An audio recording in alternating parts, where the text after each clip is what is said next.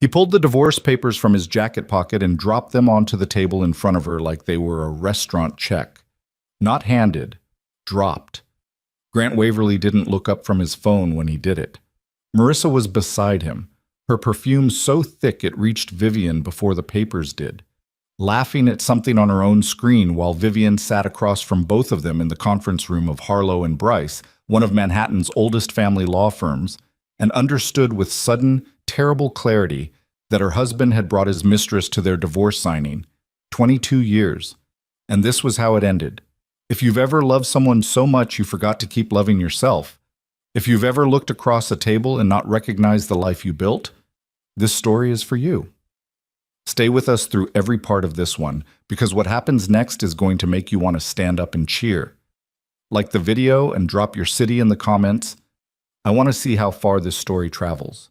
And if you haven't subscribed yet, do it now. You will not want to miss what comes next. The conference room was on the 14th floor, all glass and pale wood, the kind of room designed to make difficult things feel civilized. It wasn't working.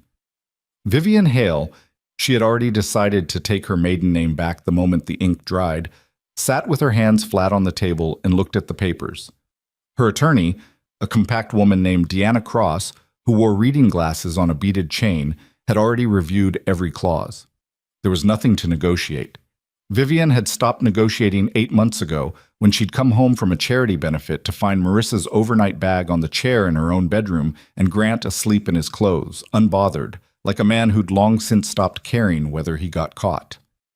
That night, Vivian had sat in her car in the parking garage beneath their building for 2 hours, not crying, just sitting, trying to figure out when exactly she had become invisible in her own life. Now she picked up the pen. Grant still hadn't looked at her. "You don't have to read it again," he said. He was scrolling through his phone with his thumb, casual as a man checking sports scores. "Deanna's had it for 3 weeks. There's nothing new." Vivian didn't answer.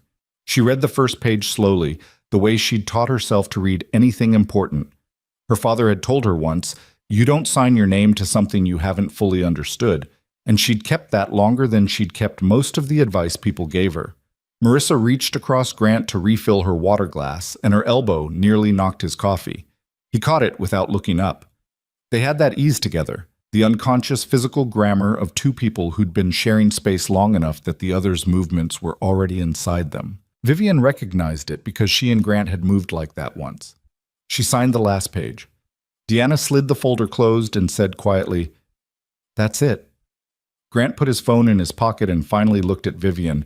There was something in his face, not guilt exactly, more like the mild relief of a man who's finished a project that ran longer than he wanted. "I think this is the right thing," he said, "for both of us." Vivian picked up her bag. "I know you do." She didn't say anything else. She'd stopped trying to make him understand what he'd cost her. Some people were genuinely incapable of grasping the weight of what they'd taken from another person, and Grant Waverly was one of them. He'd been raised in a world where apologies were transactional and damage was what happened to other people. She walked out of the conference room and into the hallway and pressed the elevator button and waited, breathing steadily, the way she breathed through anything hard. She had not broken. She was going to make sure that meant something. The elevator opened. She stepped in. Through the closing doors, she could hear Marissa's laugh, bright and unselfconscious, already rolling back into the room like everything had gone exactly according to plan. It had.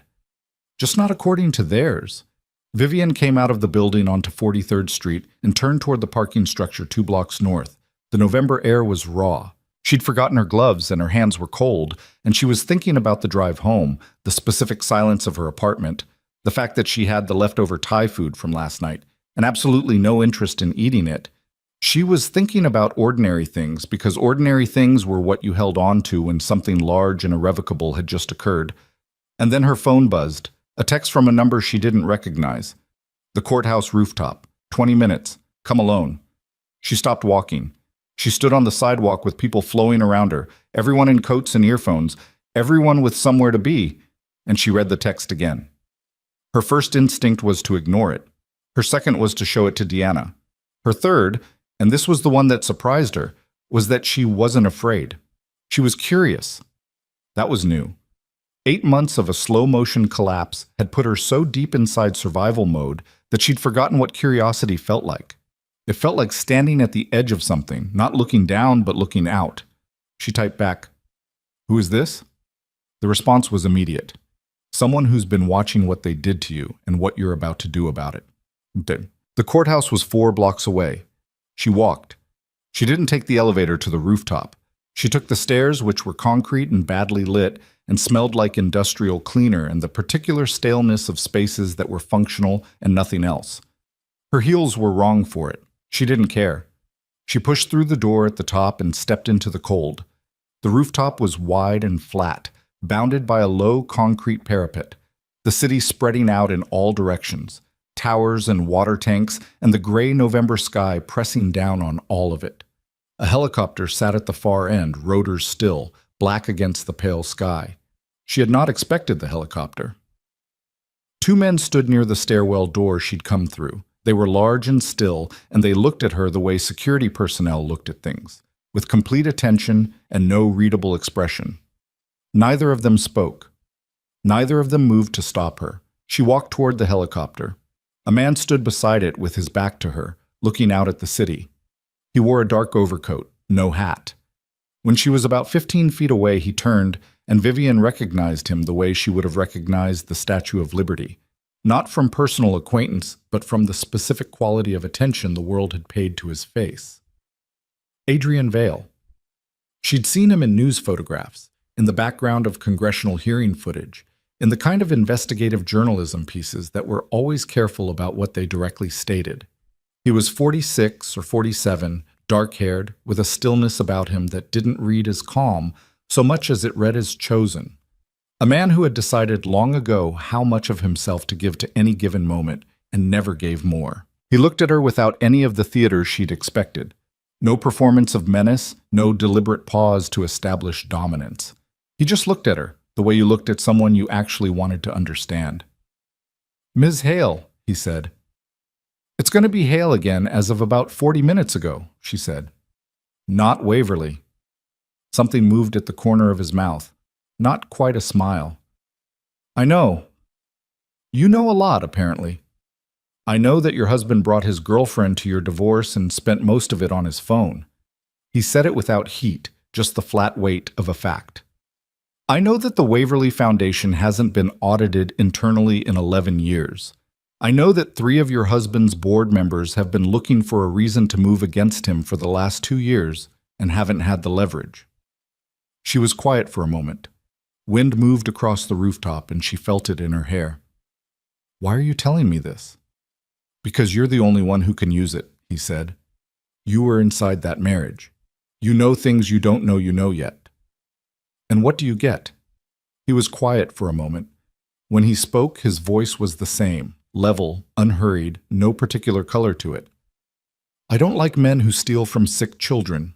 She held his eyes. "That's a specific thing to know." "I've been specific about Grant Waverly for about 18 months. The wind came again. Below them, the city moved on in its ordinary way, yellow cabs and delivery bikes, and the sound of a siren several blocks north. Vivian thought about the overnight bag on the chair. She thought about sitting in the parking garage for 2 hours. She thought about the papers she'd just signed and the way Grant hadn't looked at her until he needed to. "What exactly are you proposing?" she said. "Nothing you don't choose," he said. "That's the first thing. You walk away from this roof right now. You never hear from me again. Everything I know, I sit on. Your ex-husband keeps his foundation and his girlfriend and his reputation. That's one option. And the other? You let me offer you resources. An attorney. A real one, not a divorce lawyer. A forensic financial attorney. Access to information my people have collected. Security, if it becomes necessary. And you do what you were already planning to do."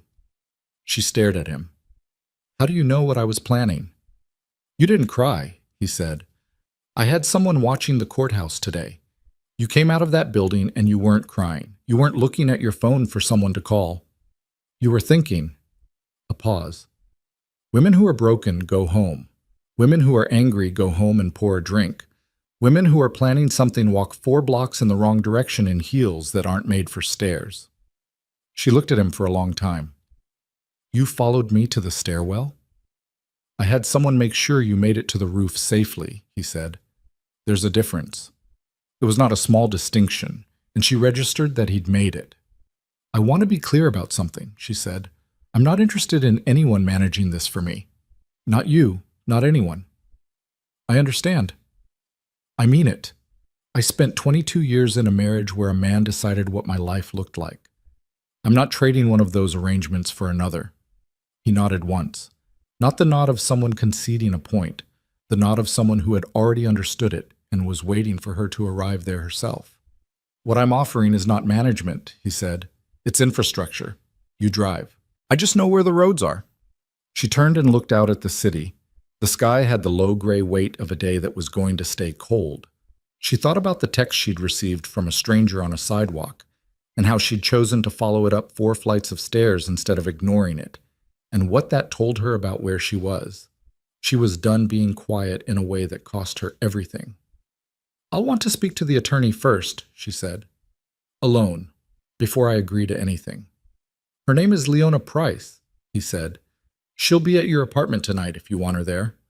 Vivian turned back to him. You were that certain I'd say yes? The corner of his mouth moved again. No, he said. I just know she's available. She didn't go home right away. She went to a coffee shop on 46th Street, the kind of place with no Wi-Fi signs and mismatched chairs, and she ordered a black coffee and sat in the back corner and opened the small notebook she'd been keeping for 3 months. It was a physical notebook, spiral-bound, the kind you bought at a drugstore.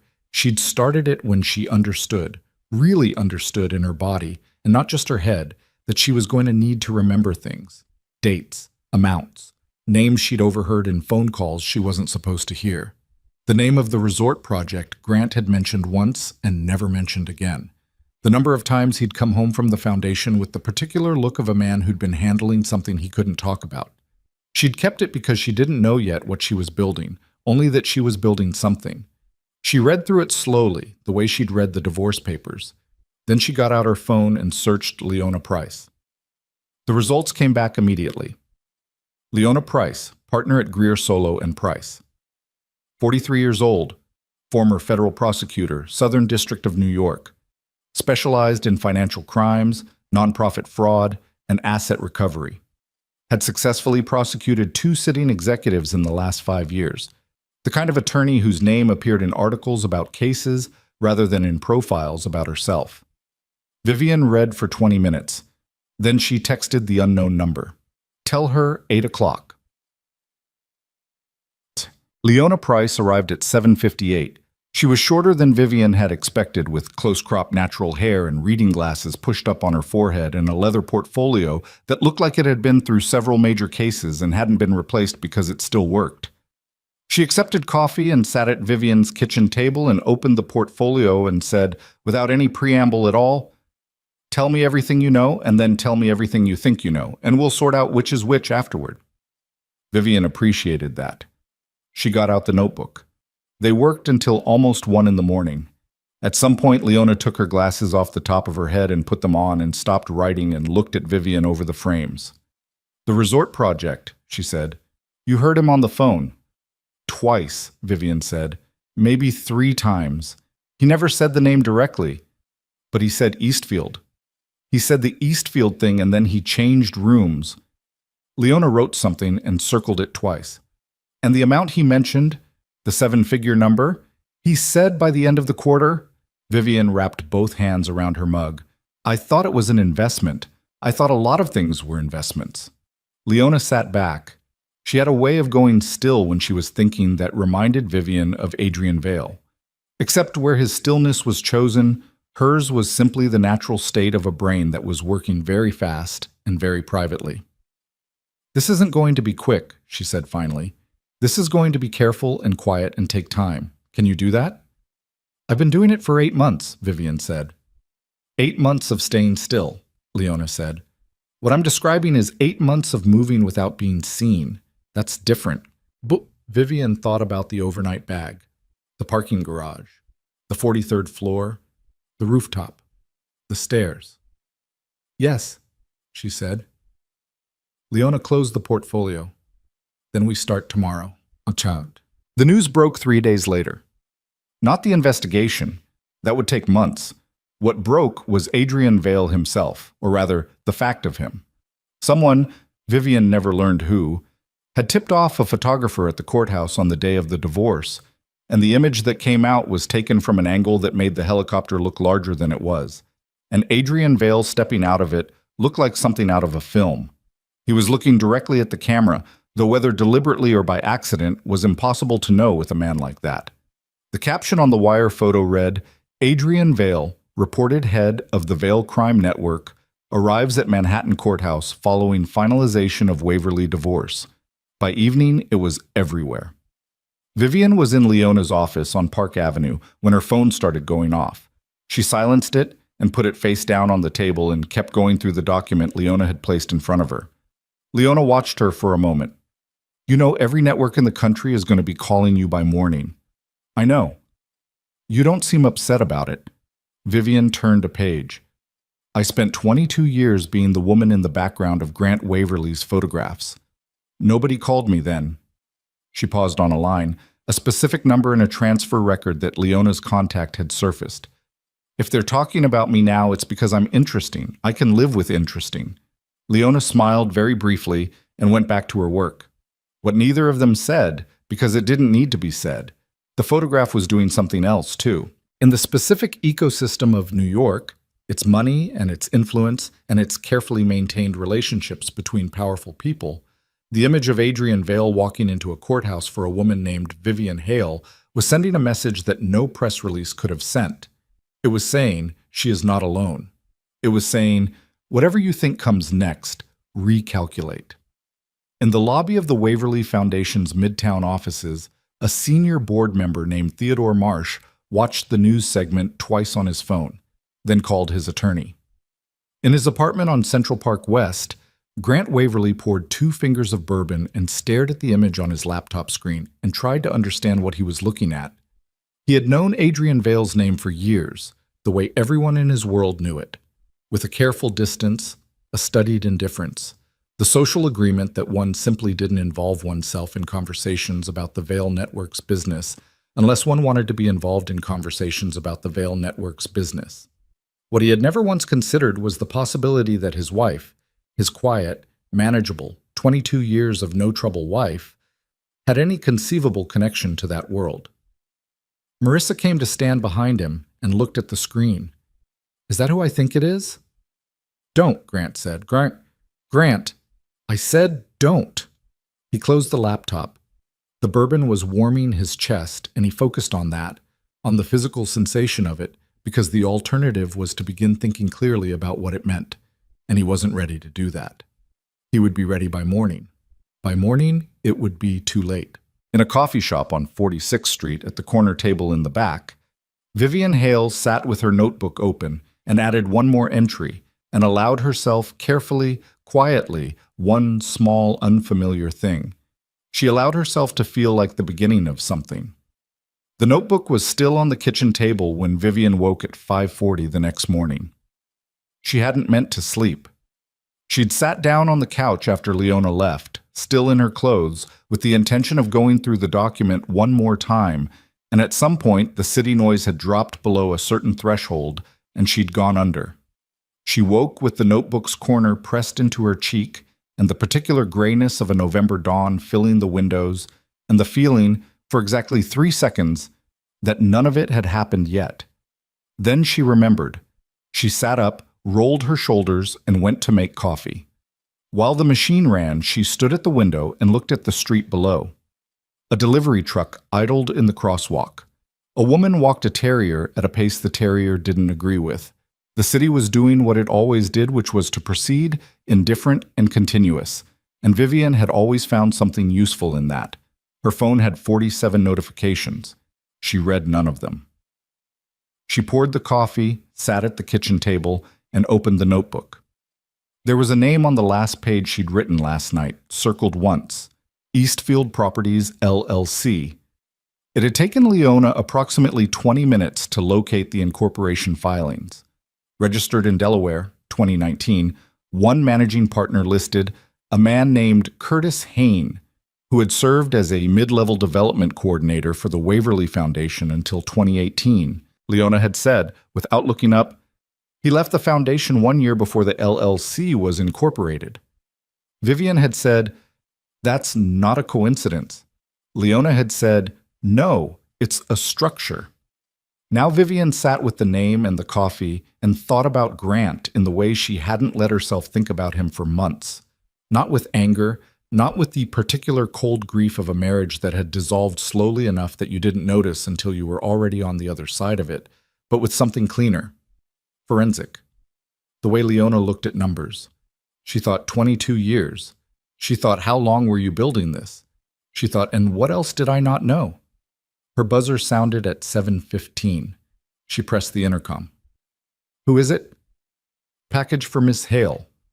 A voice she didn't recognize. Young, male, flat. Leave it at the desk. A pause. It's from Mr. Vale. She went down in the elevator and through the lobby. The doorman, Maurice, had already signed for it. A flat envelope, the kind used for legal documents. No return address.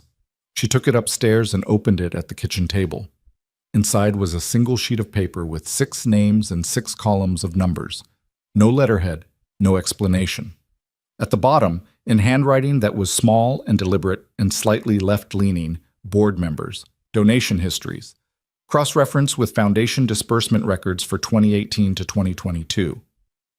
LP has the disbursements. Vivian read it twice. Then she photographed it and sent the image to Leona. Leona's response came back in under 2 minutes. Already on it. Come in at 9. Use the side entrance on 47th. The side entrance on 47th Street opened into a narrow hallway that smelled like old carpet and the particular institutional warmth of a building that had been running its heat the same way since 1987. Leona's office was on the 8th floor, and the elevator was slow. Vivian took the stairs. Leona was already there with 2 other people. A man named Dan Forsyth, who was introduced only as our forensic accountant, and who had the slightly unfocused look of someone who'd been awake since 3 a.m., and a woman named Rita, whose last name Vivian wasn't given, who sat against the wall with a laptop and a series of expressions that all amounted to intense concentration. Sit down, Leona said. We have a problem. Vivian sat. Which one? The Eastfield structure is more complicated than we thought. Leona turned the laptop toward her. On the screen was a flowchart. Boxes and arrows, LLCs nested inside LLCs, holding companies with addresses in 3 different states. Curtis Hain is real and he's on paper, but he's a cutout. The actual control structure goes through 2 more entities before you reach something that connects back to Waverly. Vivian looked at the chart. Connect it for me. Dan Forsyth leaned forward. He had the energy of a man who genuinely loved this kind of thing, which was both slightly unsettling and exactly what was needed. Eastfield Properties feeds into a parent company called Meridian Asset Holdings. Meridian has a silent partner arrangement with a private equity vehicle registered in Nevada. That vehicle, he tapped the screen, has 1 beneficial owner. The name on the filing is a trust. The trustee of record is an attorney named Philip Gorst. Vivian said, Grant's college roommate. Everyone looked at her. Philip Gorst, she said again. He was Grant's roommate at Dartmouth. They stayed close. He came to our house for dinner, maybe 6, 7 times. I haven't seen him in 4 years. She paused. Grant told me Philip had moved his practice to Florida. Leona's pen stopped moving. He didn't move to Florida. No, Vivian said. I can see that. The room was quiet for a moment. Rita typed something. Dan sat back and rubbed his eyes with both palms. The trust, Vivian said. Who are the beneficiaries? Leona and Dan exchanged a look. That's the part, Leona said carefully, that we're still working on. Trust documents at this level of structuring don't surface easily. What we have now is the shape of it. What we need is the interior. How long? Days. Maybe a week if the Delaware filings cooperate. Leona set her pen down. There's something else. Vivian waited. Someone called my office this morning, Leona said. Before I arrived. Whoever it was didn't leave a name. They left a message with my receptionist. She slid a yellow notepad across the table. The message was written in the receptionist's handwriting. Tell Ms. Price that her new client should be careful about the company she keeps. Some associations carry costs that don't show up on a balance sheet. Vivian read it. She set the notepad back on the table. When was this? She said. 7:42. She thought about the envelope that had arrived at her building at 7:15. The timing was not accidental. Someone had watched the delivery and made a phone call. Is this meant to scare me, she said, or to scare you? Leona looked at her steadily. Probably both. The question is whether it works. Does it? Leona picked up her pen again. I prosecuted a sitting CFO who had 2 federal judges on his contact list and a brother-in-law in the mayor's office, she said. No. Vivian nodded. Then we keep going. Well, Grant Waverly did not sleep Tuesday night. He sat in his study on the 32nd floor with the city spread out below him and worked his phone in the way he'd worked it for 30 years, methodically, one contact at a time, taking the temperature of his world. What he found was troubling in a specific way, the way you found troubling when no one was saying anything directly, but the texture of conversations had changed. People were available, but slightly less so. Responses were prompt, but slightly more neutral. Theodore Marsh, who had sat on his board for 9 years and golfed with him 4 times a year, said he was incredibly slammed right now and would call back Thursday. He hadn't called back by Thursday in 10 years. They had lunch standing scheduled. Grant understood what he was feeling without wanting to name it. He'd grown up watching his father navigate similar moments, the quiet withdrawal of people who sensed which way a situation was moving and wanted to be on the right side of the distance. His father had told him once, "You can survive scandal if you move faster than the story. The men who fall are the ones who wait." He called Marissa into the study at 11 p.m. She came in her robe, holding a glass of wine, and stood in the doorway with the particular ease of a woman who had made herself at home very thoroughly in a very short time. Grant had found that attractive once. Tonight, it registered differently. "Tell me exactly what you know about Vivian and Adrian Vale," he said. Marissa blinked. "I don't know anything about that." "Think harder." She came into the room and sat on the arm of the leather chair. "Grant, I genuinely have never heard anything connecting them. I don't think Vivian even knew who he was." "She knew who he was." "I mean personally. Neither did I," he said. "That's the point." He turned back to the window. "Vale doesn't do anything without a reason. He doesn't show up at a courthouse on a Tuesday for a woman he doesn't have a use for." He paused. "That means Vivian has something I don't know about, or she knows something, or both." Marissa was quiet for a moment. "What does that mean for us?" He looked at her reflection in the glass. "It means you need to think very carefully," he said, "about anything you've done with my foundation's resources that I don't have a paper record of." The silence that followed had a specific quality. Marissa set her wine glass on the desk. "What are you saying?" "I'm saying that if there's an investigation, which there may or may not be, I don't know yet. Investigators don't distinguish between the principal and the people around the principal. They look at anyone who had access, anyone who benefited." He turned to face her. "Did you benefit, Marissa?" Her face had changed. The ease was gone. What was under it was harder and less certain. "You told me those accounts were discretionary. You said the board approved the travel budget." "I said a lot of things." She stood up. "Grant? I'm not accusing you of anything," he said, in the voice he used in board meetings when he was absolutely accusing someone of something. "I'm asking you to think carefully about your exposure. That's all." "My exposure," she said. "You're talking to me about my exposure." "I'm trying to protect both of us." She picked up her wine glass. Her hand wasn't steady. "You're trying to protect yourself and you want to know if I'm a liability." He didn't answer.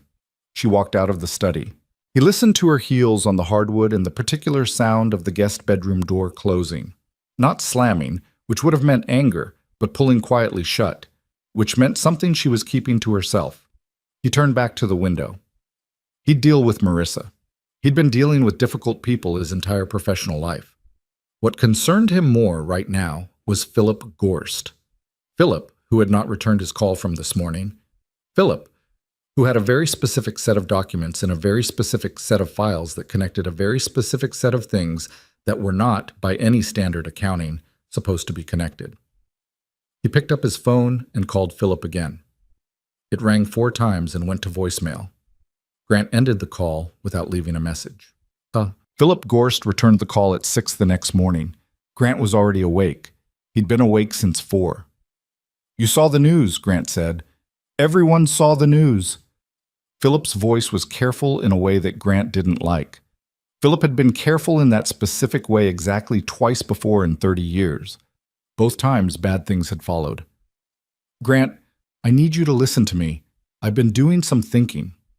"Philip, just listen." A pause. "The Meridian structure, the Nevada vehicle, the trust documents. If anyone starts pulling those threads, nobody's pulling anything yet." "You don't know that." Philip's voice dropped. "You don't know what Vale's people have access to, the things that man's organization can get into. You have no idea. I've been in rooms with federal prosecutors who have no idea. If he's helping her, he's not helping her. He's making a statement. It's theater." The silence on the line had a texture to it. "Grant," Philip said very carefully, "I want to be your friend right now. I want to tell you something as your friend, as someone who has known you for 30 years. Another pause. "This is not theater." Grant sat with that. "What are you suggesting?" he said. "I'm suggesting that you consider what a proactive conversation with a prosecutor looks like compared to a reactive one." Philip's voice had gone very quiet. "I'm suggesting that the window for controlling this narrative is not unlimited." "Are you telling me you're going to—" "I'm telling you I'm thinking about my own situation," Philip said, "and I'm extending you the courtesy of telling you I'm thinking about it, so that you have time to think about yours." The call ended. Grant sat in his study with his phone in his hand and felt, for the first time in longer than he could account for, genuinely afraid. Not the social fear of embarrassment, not the professional fear of losing a board position, but the older and more physical fear of a man who understands that the ground beneath him is not solid and hasn't been for some time, and he is only now noticing.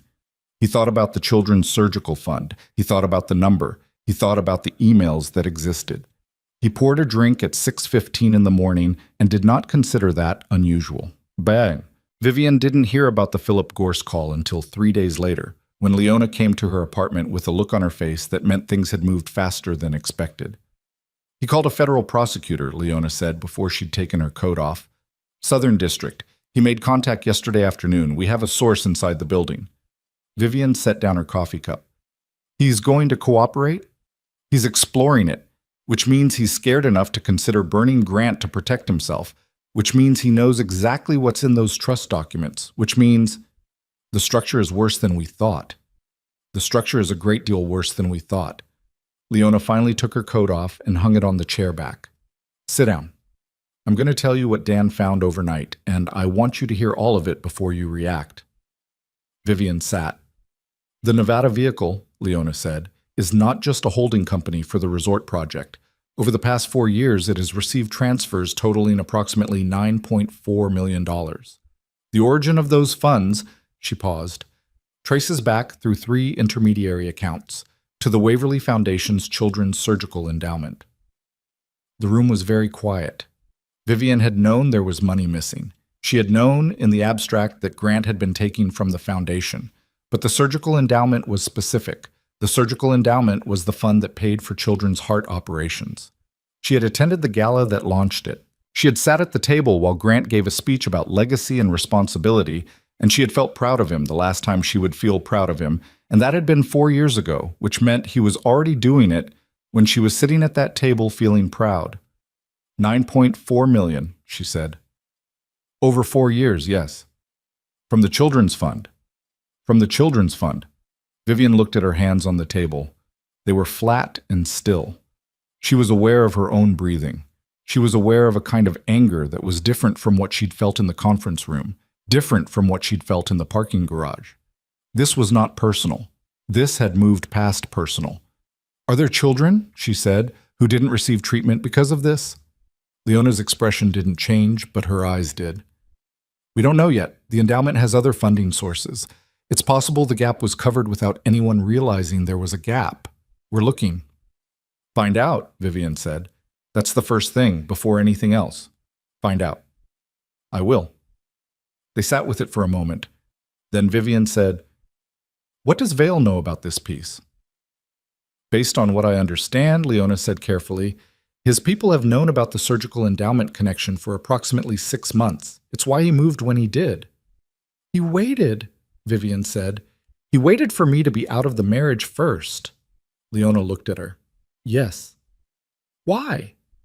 Because, Leona said, going after a sitting man's wife's ex-husband is a different thing than going after a man whose divorce was just finalized. One is a personal vendetta. The other is accountability. Vivian was quiet for a long time. He thought about the optics, she said. He thought about what would hold up, Leona said. There's a difference, but yes. Vivian stood up and went to the window. The city was doing its thing, continuous and indifferent. She put her palm flat against the glass and felt the cold coming through it. She had thought, when she walked out of the law firm on 43rd Street, that she understood what she was starting. She had been wrong.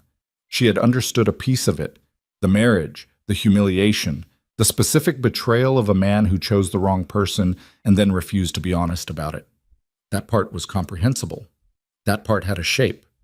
But $9.4 million from the fund that paid for children's heart surgeries was a different shape entirely. I want everything, she said to the window, to the city. Not just what holds up in court, everything. I want every dollar accounted for and every name on every document and every person who looked at those numbers and said nothing. She turned back to Leona. Can you do that? Yes, Leona said. It'll take time. How much time?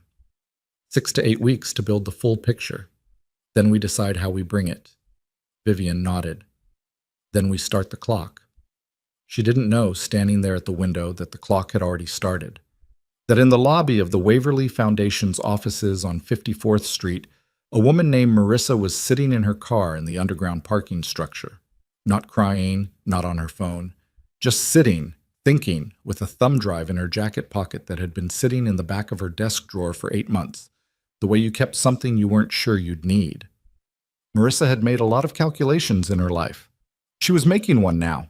Marissa sat in that parking structure for 41 minutes. She knew because she watched the clock on her dashboard the entire time. Not obsessively, just the way you watched a clock when you were trying to make a decision and you needed to know how long you'd been making it. The thumb drive was in her jacket pocket. She could feel it the way you felt a small stone in a shoe, not painful, just consistently present, reminding you it was there. She had taken it from Grant's home office 14 months ago. She hadn't planned to. She'd been looking for a phone charger in his desk drawer and found the drive in a paper clip tray, unlabeled, the kind of drive you bought in a 10-pack and used once.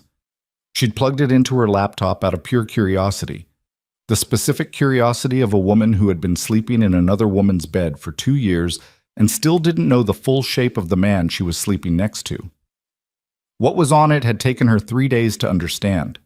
Spreadsheets, wire transfer confirmations, emails between Grant and Philip Gorst that were written in the shorthand of 2 men who trusted each other completely and had no reason to think anyone was reading. By the time she understood it, she had copied everything, put the original back in the paperclip tray, and said nothing. She'd kept it as insurance. That was the word she'd used to herself. Insurance. The word made it feel like something rational and adult, a contingency plan, the kind of prudent thinking that careful people practiced. It helped her not think about the other word, the more accurate one, which was leverage. But leverage over what? Over Grant, in case he ever turned on her? She hadn't imagined it would be anything else. She hadn't imagined a forensic attorney and a federal prosecutor and Adrian Vale's helicopter and $9.4 million from a children's surgical fund. She hadn't imagined any of the architecture of what was actually happening, because nobody tells the woman they're using about the full scope of the thing they're building. That was the part that had been sitting in her chest since Grant's voice in the study, steady and surgical. Think very carefully about your exposure. He had used her. He had let her sign things, be photographed at events, attend board dinners, authorize minor expenditures through accounts she now understood were connected to the Nevada vehicle. And he had done all of it with the full knowledge that if it ever came apart, She was standing close enough to the center to be inside the blast radius. She took the thumb drive out of her pocket and looked at it in the pale garage light. Then she took out her phone and searched Leona Price. Leona took the call at 8:40 that evening. Vivian was still at the kitchen table with the investigation document spread in front of her when Leona called, and she knew from the first two words, "We need," that something had shifted. "We need to meet," Leona said. "Tonight. Bring nothing. Just come." Vivian was in a cab within 4 minutes. Leona's office at 9 p.m. was different from Leona's office at 9 a.m. The building was quieter, the hallway lighting was lower, and Leona herself had the slightly stripped quality of someone who had been running on focus and caffeine since before dawn. Dan Forsyth was there again, but Rita wasn't. Instead, there was a woman Vivian had never seen. Mid-40s, dark blazer, the contained posture of someone trained to observe, sitting against the far wall with a yellow legal pad balanced on one knee. "This is Catherine Bale," Leona said. "She's with the Southern District." Vivian stopped. "Federal prosecutor. In Leona's office. Tonight." "Sit down," Leona said. Vivian sat. Catherine Bale didn't introduce herself more thoroughly than Leona already had. She looked at Vivian with the direct, neutrally appraising gaze of someone whose job required her to assess people quickly and without sentiment. "Ms. Hale, I want to be transparent with you about why I'm here. My office has been building a case involving the Waverly Foundation independently of your investigation. We've been doing it for 7 months. 2 days ago, we received contact from an attorney representing a potential cooperating witness." She paused. "And this afternoon, we received a call from a second individual who wants to discuss cooperation." Vivian looked at Leona. "Philip Gorst made contact 3 days ago," Leona said, "which we knew." "The second caller," she paused with the specific pause of someone delivering information they know will land hard, "was Marissa." The room didn't move. Vivian heard herself say, very evenly, "Marissa called a federal prosecutor." "She called my office directly," Catherine Bale said. "She says she has documentary evidence, a thumb drive she took from Grant Waverly's home office 14 months ago. She says it contains wire transfer records, email correspondence between Waverly and Philip Gorst, and internal spreadsheets mapping the diversion of funds from the Children's Surgical Endowment to the Eastfield and Meridian structures." Vivian looked at her hands on the table. 14 months ago. Marissa had been sitting on evidence for 14 months. While Vivian was living in that apartment, eating dinner at that table, going to those events, signing those divorce papers, Marissa had a thumb drive in a desk drawer that mapped the full criminal architecture of what Grant had been doing. "Is it real?" Vivian said. "The evidence." "We haven't verified the drive yet. She's meeting with us tomorrow morning with her attorney, but based on the description of its contents," Catherine Bale glanced at her legal pad, "it's consistent with what your forensic team has been building from the outside. If it holds up, it substantially compresses our timeline." "By how much?" "Weeks, potentially, instead of months." Vivian sat with that. She was aware of Leona watching her, not anxiously, just attentively, the way Leona watched everything, with the professional patience of a woman who had learned that people needed a moment before they said the useful thing. "She did this to protect herself," Vivian said. It was not a question. "Almost certainly yes," Catherine Bale said. "That doesn't change the evidentiary value." "I know it doesn't." Vivian pressed her fingers flat on the table. "I'm not objecting. I'm just—" She stopped. What she was tired, in a way that had nothing to do with the hour. She was tired of the specific shape of this, the way everyone around Grant had been watching and calculating and protecting themselves while she was the one who had been living inside it without knowing the real dimensions of what she was living inside. "I need to ask you something," Vivian said to Catherine Bale. "The children, the surgical endowment, are there families who are currently—" "We have 2 cases flagged," Catherine Bale said. 2 children whose procedures were delayed due to funding gaps in the endowment over the past 18 months. One of those procedures has since been completed through an emergency funding bridge." A pause. "The bridge came from an anonymous charitable trust. We haven't been able to trace the origin." Leona said nothing. Vivian said nothing. She already knew. She texted Adrian from the cab on the way home. "The 2 children, the surgical delays. Was that you?" His response came back 11 minutes later. The endowment had gaps. Gaps get filled. She stared at the message for a long time. Then she typed, "You didn't tell me." He replied, "It wasn't about you." She put the phone in her bag and looked out the cab window at the city going past, lit windows and wet pavement and the orange glow of traffic, and understood that she was dealing with a man whose moral arithmetic was genuinely different from anything she'd encountered. Not better, not worse. Different.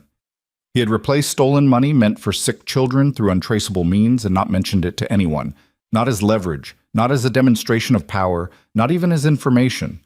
Just done it and moved on. She didn't know how to feel about that. She filed it and moved on herself.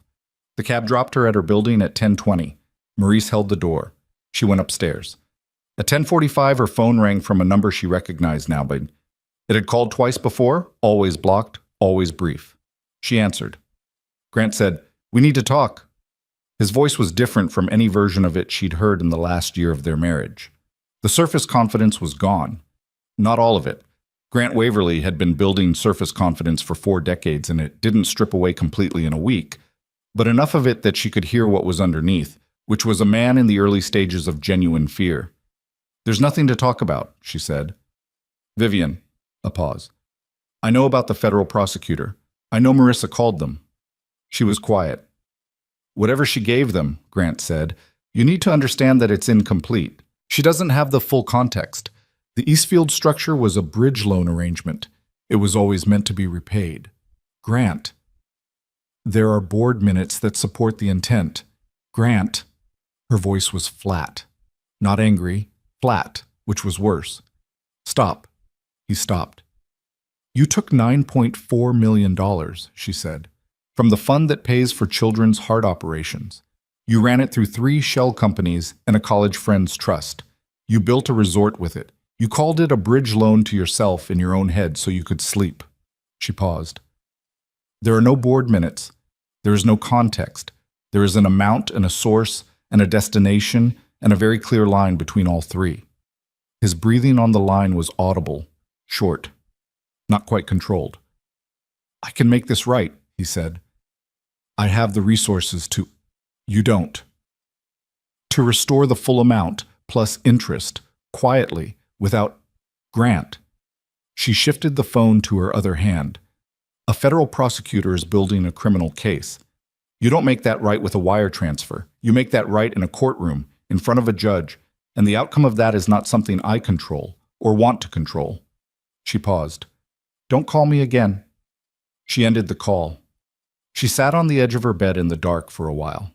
Then she got up, went to the kitchen, poured a glass of water and drank it standing at the sink. Her hands were steady.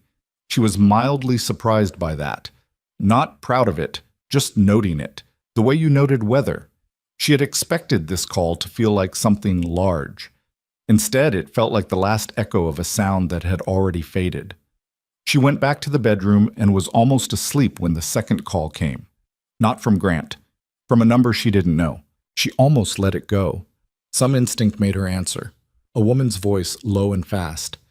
"Ms. Hale, you don't know me. My name is Sylvie Okafor. I'm a former program officer at the Waverly Foundation. I left in 2021 and I signed an NDA on my way out. And I have been sitting on what I know for 3 years because I have 2 kids and a mortgage, and I was afraid." A breath. "I'm not afraid anymore." "I need to talk to someone." Vivian sat up. "How did you get this number?" she said. "A man named Adrian Vale has very organized people," Sylvie said. "I'm sorry for calling so late. I know it's late, but I've been trying to decide all day and I needed to do it before I talked myself out of it again." "What do you know?" Vivian said. A pause. "I know the endowment wasn't the only fund they touched. I know because I found it in 2020, and I brought it to the deputy director, a man named Ross Calder, and Ross Calder sat across from me at his desk and told me I had misread the accounting classifications. He told me to drop it. A week later, I was given a performance review that was significantly worse than my previous 4 years of reviews. 3 months after that, I was offered a settlement and an NDA. Vivian's hand had tightened on the phone without her registering it. Which other funds? The Youth Education Grant Program, Sylvie said. And the Maternal Health Initiative. Those two, plus the surgical endowment, over 6 years. Her voice dropped lower. Ms. Hale, I have the original spreadsheet, the one I found in 2020 before they knew I'd seen it. I made a copy. I've had it in a safety deposit box for 3 years. The surgical endowment was $9.4 million. The youth education program and the maternal health initiative together were larger, had been running longer. Vivian did the rough arithmetic and felt something cold and precise settle in her chest. Can you come to New York? She said. I'm already here, Sylvie said. I drove up this afternoon. Button. They met at 6 the next morning at a diner on 9th Avenue that Vivian had chosen because it opened early and had booths with high backs and was the kind of place where nobody looked at anyone else. Sylvie Okafor was 38, with the compressed, self-contained energy of someone who had been holding something heavy for a long time and had finally put it down and wasn't sure yet how to stand without the weight of it. She was carrying a canvas tote bag. She ordered coffee and didn't touch it. She slid the envelope across the table before she said anything else. Vivian opened it. Inside was a printout, 12 pages, columns of numbers with fund codes she was starting to recognize. She read the first 3 pages without looking up. Then she looked up. Ross Calder, she said. He's still deputy director. He was promoted, Sylvie said, to executive director in 2022. She wrapped both hands around her untouched coffee cup. I watched it happen from the outside. He covered for Grant. He got promoted. I signed an NDA and went home to my kids. Her jaw tightened. The NDA covers the foundation's internal processes. My attorney says it doesn't cover criminal conduct. It specifically doesn't cover that. Your attorney is right, Vivian said. I know. Sylvie looked at her directly for the first time since they'd sat down. I need you to understand something. I'm not doing this for you. I don't know you. I'm not doing it for the investigation or the prosecutors or... She stopped. Started again.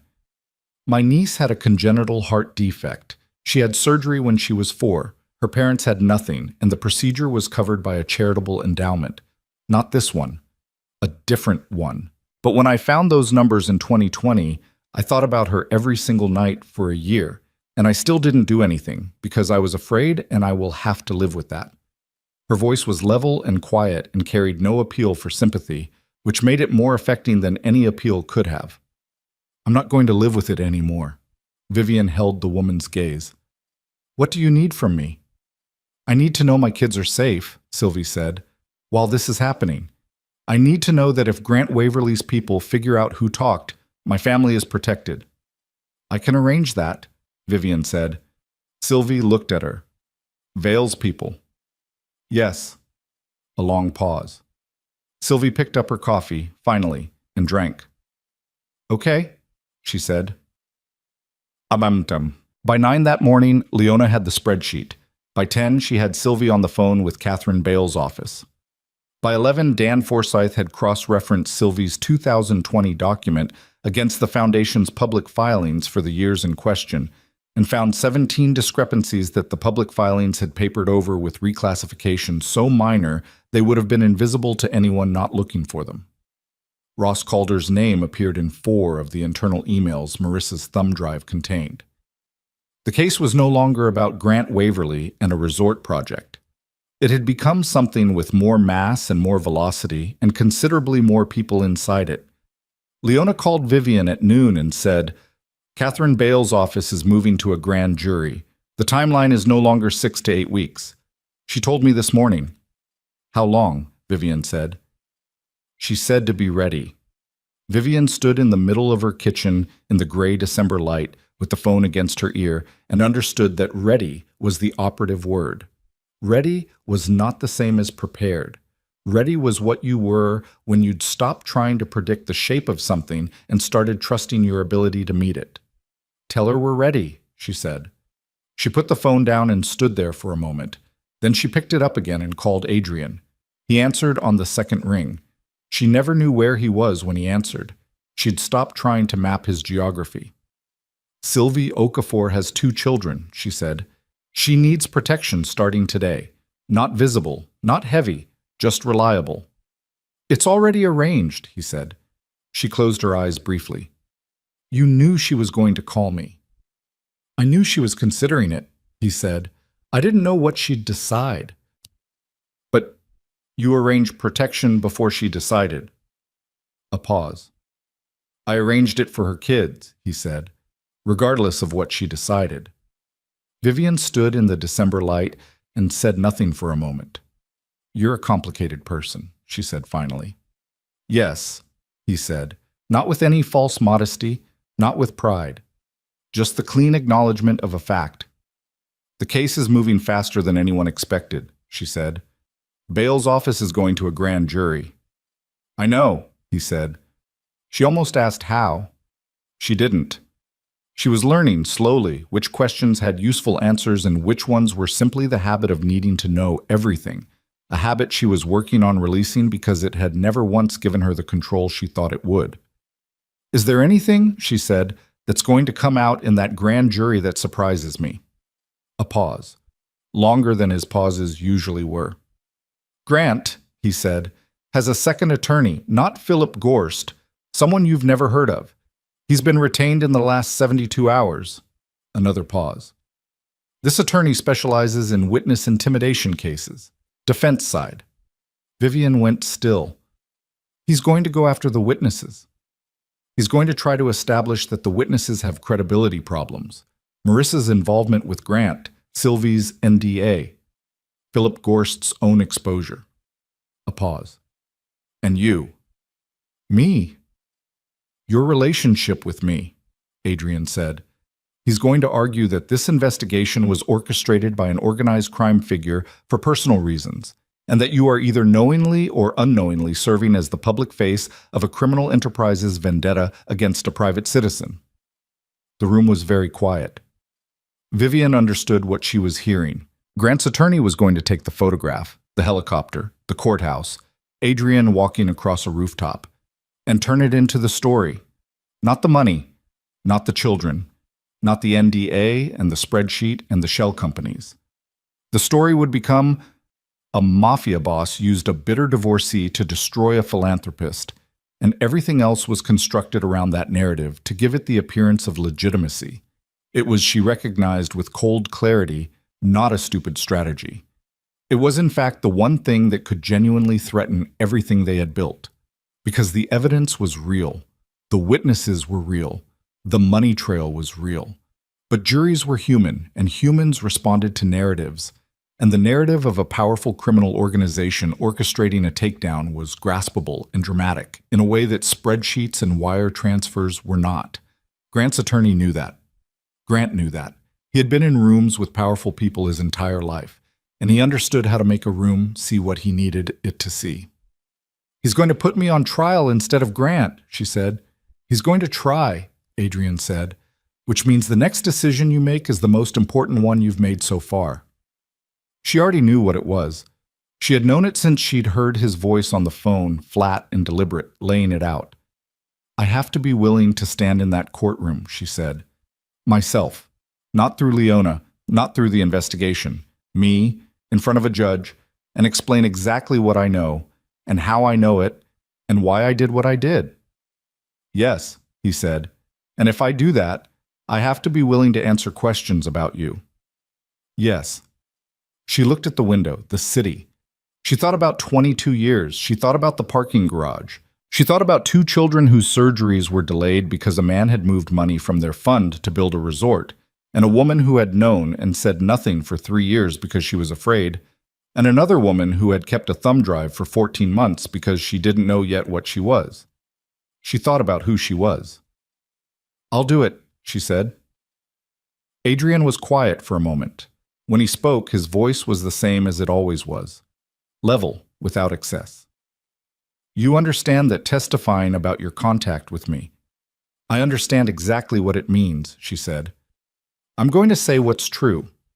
You offered me resources, and I used them to expose a man who stole from children. If a jury decides that disqualifies the evidence, then that's the jury's decision, and I'll live with it. A pause. But I'm not going to lie. Not about any of it. Not about you, not about what I knew, not about when I knew it. The silence stretched out between them. Vivian, he said. It was the first time he had used her first name. She noted it the way she noted everything, carefully, without making more of it than it was. What? She said. Nothing, he said. Just a pause. And in the pause she heard something that was not quite what she expected from him, not quite the chosen stillness, something fractionally less controlled. Just noting it, he said. What you just said. She understood. She didn't make him explain it. I'll call Leona, she said. She needs to know about the new attorney. She already knows, he said. I had someone tell her 20 minutes ago. Vivian almost laughed. Of course you did. She ended the call. She stood in the kitchen for a long moment. Then she went to the table and picked up the spiral notebook, the drugstore one, the one she'd been keeping for months. She turned to the last page with writing on it and looked at it. Then she turned to the next blank page and wrote one line, the way she'd been taught to write anything important, clearly, completely, without hedging. Whatever happens next, I already told the truth.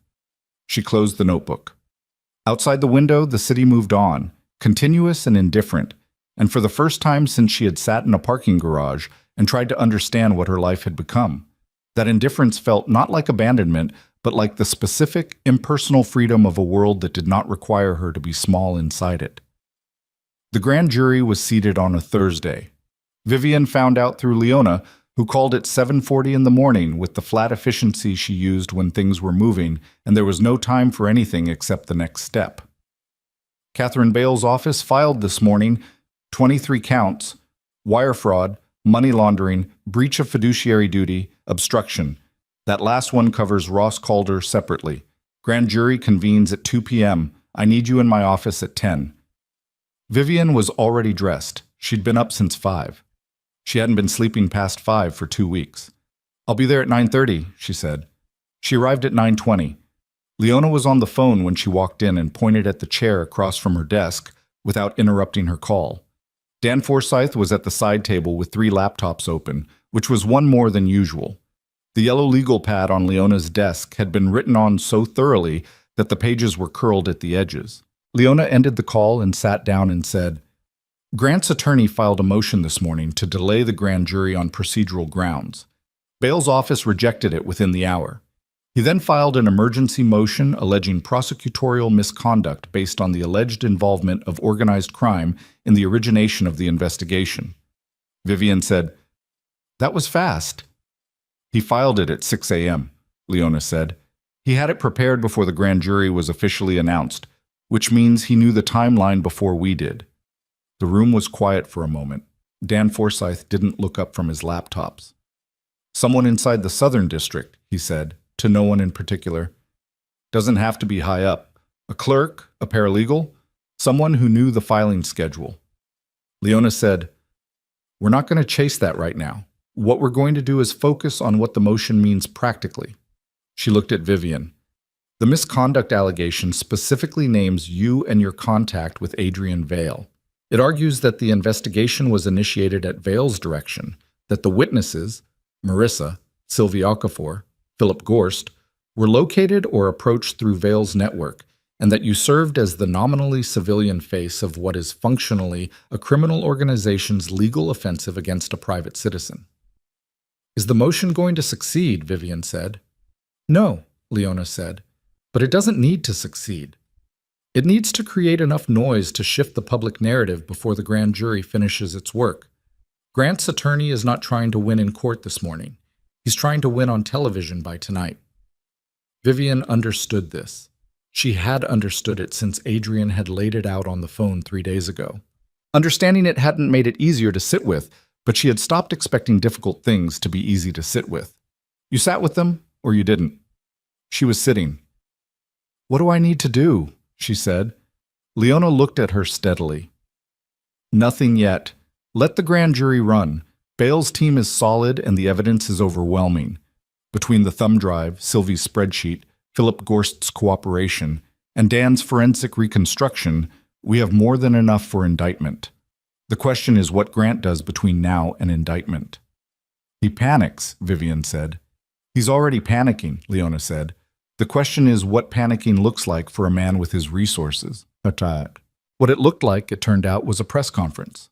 Grant held it at 2:30 in the afternoon in the lobby of the Waverly Foundation's Midtown offices, standing in front of the organization's logo.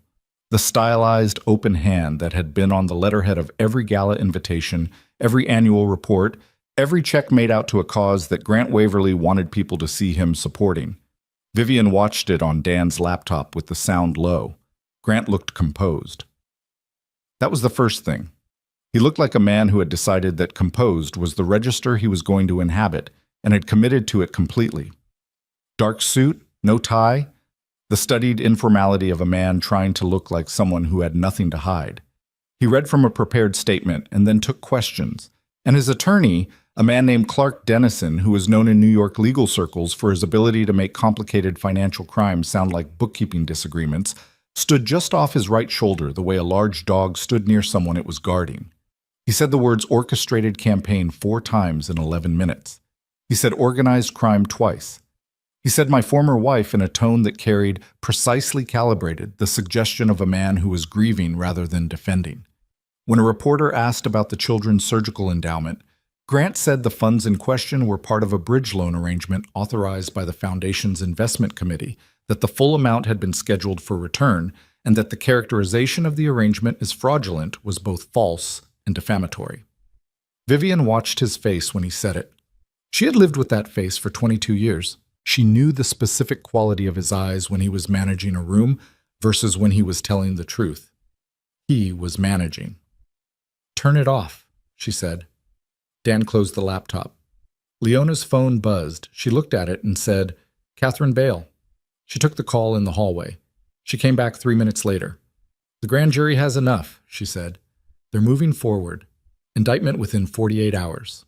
The indictment came in 31. It came at 8:17 the following morning, and it was 26 counts, 3 more than originally filed because the grand jury had found sufficient basis to add charges related to the obstruction of Sylvie Okafor's 2020 internal report and Ross Calder's role in facilitating it. Ross Calder was indicted separately, simultaneously, at his home in Westchester, where 2 federal agents and a U.S. Marshal waited while his wife stood in the kitchen doorway in her bathrobe with the specific expression of a woman who had long suspected something was wrong and had just been proven right in the worst possible way. Grant Waverly surrendered voluntarily at 10 a.m. through Clark Dennison's office, which was the controlled, managed, PR-conscious way of doing it that allowed Dennison to put out a statement saying his client was fully cooperating and looked forward to clearing his name in court. The photograph from the surrender, Grant in the dark suit, stone-faced, Clark Dennison beside him, ran on every news site within the hour. Vivian was not watching any of it. She was at her kitchen table with the notebook and a cup of cold coffee that she kept forgetting to drink, going through her own testimony preparation for the 3rd time when her buzzer sounded. She wasn't expecting anyone. She pressed the intercom. Silence. Then, quiet and unmistakable. "It's me. Adrian." She buzzed him up. He came through the door the way he entered any space, with complete attention, nothing wasted. He was in a dark coat, no tie, and he looked at her the way he'd looked at her on the rooftop the first day, with the direct, unhurried quality of someone genuinely trying to see what was actually in front of them. "You didn't call," she said. "I was in the building," he said. "I wanted to see how you were." She looked at him. "You own this building." A pause. "I have an interest in the management company," he said. "That's different." "It's not that different." He held her gaze. "No," he said. "It's not." She went to the kitchen and poured the cold coffee down the drain and started a fresh cup. He sat at the table, but not taking up the chair across from hers, but the one at the end, as if he understood without being told which seat was hers. She appreciated that without mentioning it.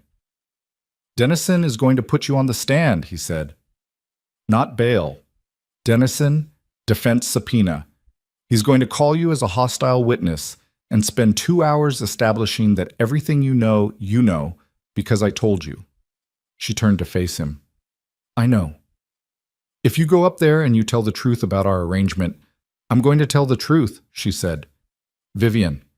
His voice was the same as always, but there was something underneath it, something that had been there since the phone call when he'd said her name and then said just noting it. She recognized it now for what it was. If you describe our arrangement accurately in that courtroom, Dennison will spend the next week feeding the media a story about me that will be 90% accurate and 100% damaging. I know that too. My organization operates in a specific balance, he said. Federal attention at this level, sustained, public. I know what it costs you, she said. I've known since you laid out the risk 3 days ago. She brought 2 cups of coffee to the table and set one in front of him and sat in her chair. I'm still going to tell the truth, because if I lie or omit or manage my testimony to protect you, then I'm doing exactly what everyone in Grant's orbit did for 6 years while children didn't get their surgeries. I become the same thing. She held his eyes. I'm not going to be the same thing. He was quiet for a long time. You could have called Leona without calling me, he said, the day after the divorce. You had enough from the notebook alone to start an investigation without ever going to that rooftop. Probably, she said. Why didn't you? She thought about it honestly. Because I was curious, she said, and because I was tired of being careful. I'd been careful for 22 years, and I had nothing to show for it except a signed divorce agreement and an overnight bag that wasn't mine on my bedroom chair. She looked at him. I went up those stairs because I decided I was done making small choices. He looked at her for a moment. Then he picked up the coffee and drank and set it down and said, The testimony. When Dennison puts you on the stand, he's going to try to rattle you. He's good at it. He finds the thing that feels like shame, and he leans on it until you either get angry or go quiet, and either way, he's got what he wants. What's my shame in his version of this? That you traded one man's control for another's. He said it directly, without softening it. He'll frame it that way. Abused wife flees manipulative husband, immediately runs into the arms of a mafia boss who tells her what to do. Same pattern, different man. That's his thesis. Vivian held the coffee cup in both hands. And what do I say to that? You tell me, he said, because I'm not going to put words in your mouth. She sat with it. The argument had a surface logic. She could see it clearly enough, could see exactly how Dennison would build it, the progression of questions, the careful framing, the slight pause before each key phrase to let it settle in the jury's hearing. She also knew, in a way that went past argument, that it was wrong. Not wrong in a legal sense, wrong in the actual sense. I'll tell them, she said slowly, that you offered resources and I used them, that you never told me what to investigate or what to conclude or who to talk to, that Leona Price, who has been a federal prosecutor and has never worked for anyone's crime network, ran the investigation, that the witnesses came forward on their own, that the evidence exists independent of any of it. She paused. And I'll tell them that if a woman leaving a bad marriage accepting help from an imperfect person disqualifies the truth, then you've set a standard for victimhood that no victim can ever meet. The kitchen was very quiet. Adrian put his cup down with the deliberate care of a man keeping his hands occupied. You're going to be fine in that courtroom, he said. I know, she said. She wasn't being arrogant. She was being accurate. The trial began on a gray January Monday that felt like every gray January Monday that had ever preceded something irrevocable. Vivian dressed carefully, not performatively, not with the self-consciousness of someone dressing for a verdict, but with the specific attention you gave to things that mattered. Dark blue. Simple cut. Her mother's watch, which she never wore because it was fragile and old and she was afraid of losing it, and which she put on today because she decided that fragile things deserve to be worn rather than protected into irrelevance. She sat in the gallery, not the stand, for the first 4 days. She watched Catherine Bale build the government's case with the particular beauty of a completely organized mind, document by document, witness by witness, each piece placed with the precision of someone who had been arranging this specific architecture for 7 months and knew exactly which stone went where. The wire transfers, the Eastfield structure, the Nevada vehicle. Philip Gorst, who looked diminished on the stand, smaller than he had been in the photographs Vivian had found of him, answering every question in the flat monotone of a man who had already bargained his way to reduce charges and was now paying the installments. Marissa testified on the 3rd day. She came in wearing a gray suit and no jewelry, and she sat in the witness box with her hands in her lap, and she answered Catherine Bale's questions with a directness that Vivian hadn't expected. She was not performing remorse. She was not performing anything. She was a woman who had made a calculation and was living inside it, and the calculation was that honesty now was the only currency she had left with any value. When Bale asked her why she had kept the thumb drive, Marissa paused for exactly 1 second and said, "Because I knew what he was capable of, and I knew that eventually I was going to need to be able to prove what I knew." Bale said, "And why now? Why come forward now?" Marissa looked at her hands. "Because he threatened me," she said. "In his study, the night after the news broke. He sat there and he told me to think about my exposure. He said it like he was doing me a favor." She looked up. "He used me the same way he used everything else. And I let him, for a long time. I'm not asking anyone to feel sorry for me about that. I'm just done letting him." Vivian watched Grant's face during Marissa's testimony. He sat at the defense table with Clark Dennison, and he looked at Marissa with the expression of a man watching something break that he once valued. Not grief, not anger. The precise, controlled assessment of someone calculating the damage. He felt Vivian watching and turned. Their eyes met across the courtroom. She held it. She didn't look away, didn't soften it, didn't give him the small mercy of a readable expression. She simply looked at him the way you looked at something you were finished being afraid of. He looked away first. Clark Dennison called Vivian to the stand on the 5th day.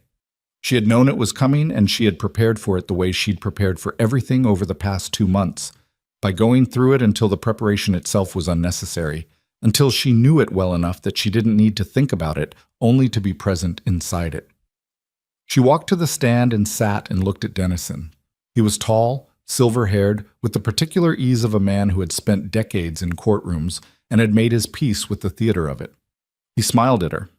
Not warmly, professionally, the smile that meant, "I'm going to be reasonable with you, and I hope you'll be reasonable with me," and began. He started with the timeline. When had she first made contact with Adrian Vale? What were the terms of their arrangement? Who had initiated it? Had she received financial compensation? Had she received any material benefit? She answered each question directly and completely. She didn't hedge. She didn't qualify more than the truth required. Leona had told her, "Give him the sentence. Don't give him the paragraph." She gave him the sentence every time. He moved to the witnesses. Had she been aware that Vale's network was the source of Sylvie Okafor's contact information? Yes.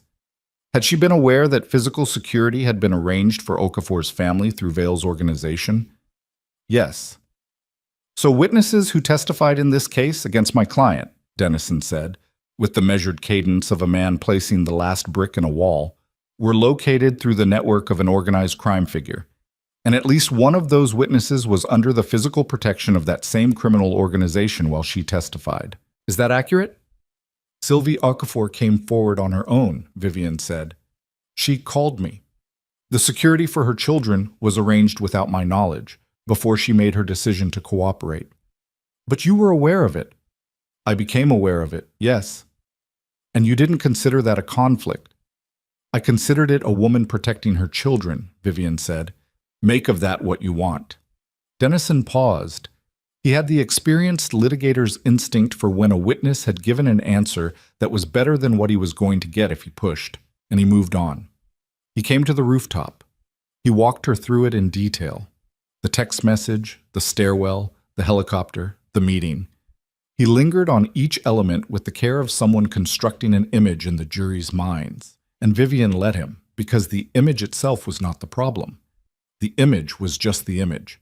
What mattered was what you understood when you looked at it. "You had just finalized your divorce," Dennison said. "You were in an emotionally vulnerable state." "I wasn't," she said. He paused. "Excuse me?" "I wasn't in an emotionally vulnerable state," she said. "I had been preparing for that divorce for 8 months. I was very clear about what I wanted to do next. I went to that rooftop because I chose to, not because I was vulnerable." Dennison looked at her. He recalibrated. "Would you say," he said more carefully, "that Mr. Vale influenced your decisions during this period?" "He provided information," she said. "I made decisions." "He provided information gathered by a criminal organization. He provided information that was accurate, she said. The accuracy of information doesn't change based on who gathered it. $9.4 million moved from a children's surgical fund into a resort development. That's true whether Adrian Vale knows about it or whether I found it in a library. Dennison's jaw was very slightly tighter than it had been. Ms. Hale, he said, isn't it possible that you were manipulated by a very sophisticated, very powerful man into believing that what you were doing was justice, when in fact you were being used as the public-facing instrument of a criminal vendetta? The courtroom was quiet enough that she could hear the ventilation system. She looked at Dennison. Then she looked at the jury. 12 people in a box. 12 people who had been sitting with this for 5 days, who had heard the wire transfers and the shell companies, and Philip Gorst's quiet voice, and Marissa's flat hands in her lap. She looked at them the way she looked at anything she needed to understand, directly, without flinching. I've spent 22 years, she said, being told what I was doing and why I was doing it by a man who decided he knew my motivations better than I did. I know what it feels like to be managed. I know what it feels like to have someone else's version of your own choices presented to you as the true version. She paused. What I did in this investigation, I did because children didn't get surgeries. I did it because a man I was married to built his entire public identity on a fraud and used trust as a weapon for 2 decades. I did it because Sylvie Okafor was afraid for 3 years and finally wasn't. She looked at Dennison. You can call that manipulation if it serves your argument. It doesn't change what it was. Dennison said, no further questions. He sat down. The silence in the courtroom lasted exactly 3 seconds before Catherine Bale stood for redirect, and the machinery moved forward the way it did, relentless and indifferent and necessary. Vivian sat in the witness box and breathed. She had done what she said she would do. She had been present and honest, and she had not flinched at the part that was supposed to make her flinch. Whatever the jury decided now was the jury's to decide, and she had given them everything she had to give. She was escorted back to the gallery. She sat beside Leona. Leona looked at her once, briefly, and said nothing, but her expression said what needed to be said. Grant testified in his own defense on the 7th day. It was a mistake, and Clark Dennison had probably advised against it, but Grant Waverly had spent his entire life controlling rooms with his presence, and he believed, had always believed, would believe, until the specific moment that belief stopped serving him, that if he could just speak directly to the people in front of him, he could make them understand his version. He sat in the witness box in the same dark suit, and he was composed and articulate, and his voice was measured, and everything he said was technically in the form of an answer to a question, but it was really just the performance of a man who had performed for so long that he no longer knew how to do anything else. He said the word intent 17 times in 40 minutes. He said the funds were temporarily repositioned. He said the structure was complex but legitimate. He said that his former wife's association with dangerous individuals had colored the entire proceeding. Catherine Bale cross-examined him for 2 hours. She didn't raise her voice once. She asked questions in the same level, organized, relentless tone she used for everything. And each question was a document, a specific email, a specific transfer record, a specific date on which a specific amount had moved from a specific account to a specific destination. And each time Grant answered, the answer created the next question, and the next, and the next, until the room had the specific airless quality of a space in which someone is running out of options, and everyone can see it except the person running. At one point, Catherine Bale read him back his own email to Philip Gorst, dated March 2021, written at 11:40 p.m. Written at 4 sentences, and asked him to explain what he had meant by the phrase, "the kid's money can cover the gap until Q3. Grant said he did not recall writing that email. Bale said, "Your email address, your device, your home network's IP address, March 14th, 2021, 11:40 p.m. A pause. "You don't recall." Grant stopped. "I write a great many emails. This one," Bale said, "was about $9.4 million from a pediatric surgical fund. I'd expect it to be memorable." The courtroom was very quiet. Grant looked at Clark Dennison. Dennison's face gave him nothing. He looked at the jury. The jury looked back at him with the patient, attentive expressions of 12 people who had been listening for 7 days and had already decided what they were looking at, and Grant Waverly understood, in that moment, the specific, irreversible quality of an audience that has finished being persuaded. He looked then across the courtroom. Vivian was sitting in the gallery with her hands in her lap and her mother's watch on her wrist, and her face carrying the specific expression of a woman who had already moved past the moment she was sitting inside, past the courtroom and the testimony and the emails and the counted millions, past all of it to whatever was on the other side of this, which was a life she had not yet built but could already see the shape of. Grant looked at her, and she looked back at him, and neither of them said anything. And in that silence was the complete summary of 22 years and everything those years had cost. Then Vivian looked away, not with anger, not with the performed indifference of someone making a point. She simply looked away the way you looked away from something that no longer required your attention, and opened the notebook in her lap to a blank page, and waited for whatever came next. The jury deliberated for 11 hours and 23 minutes. Vivian knew the number because she counted. Not obsessively. She wasn't watching a clock on a wall, wasn't refreshing a phone, but because she was present for all of it, sitting in the courthouse corridor on a wooden bench with bad back support, drinking coffee from a paper cup that had gone cold 2 hours in, and when the bailiff came out at 4:17 in the afternoon of the second day and said they had a verdict, she did the arithmetic automatically, the way she'd been doing arithmetic for months. It was a habit now. Everything had a number. Everything could be measured if you looked at it long enough. Leona was beside her. She stood first and offered her hand, not to help Vivian up, but just to offer it. And Vivian took it briefly and let go, and they went back into the courtroom together. Grant was already at the defense table when she came in. He was sitting very straight, which was not his natural posture. He had a tendency to lean slightly forward, the posture of a man accustomed to commanding whatever room he was in, and the straightness of his back now read as effort. As the physical expression of someone holding themselves in a shape they were no longer sure they could maintain. Clark Dennison was beside him, a legal pad on the table, a pen in his hand. The pen was capped. There was nothing left to write. Vivian sat in the gallery. She folded her hands in her lap. Her mother's watch was on her wrist. She'd worn it every day of the trial. The jury filed in. She watched their faces the way Leona had told her to watch them, not for smiles or frowns, which were unreliable, but for where they looked when they came through the door. Most of them looked at the judge. 2 looked at the floor. One, a woman in her 60s with close-cropped white hair who had been attentive through every day of testimony, looked directly at the prosecution table. Leona, beside her, exhaled very quietly. The foreperson was a man named, according to the court records, as Juror 7, a retired logistics manager from Queens who had asked the most precise questions during voir dire and had been, throughout the trial, the kind of juror who wrote things down. He stood with the verdict form and read it in a voice that was steady and entirely without drama, because the drama had already happened. It had happened in 7 days of testimony and 11 hours of deliberation, and the verdict form was just the record of what 12 people had concluded after sitting with all of it. Guilty. On 24 of the 26 counts. The 2 counts that came back not guilty were technical. A pair of conspiracy charges that required proof of a specific agreement on a specific date, and the documentation for those 2 specific dates had been among the material Philip Gorst's attorneys had negotiated out of his cooperation agreement.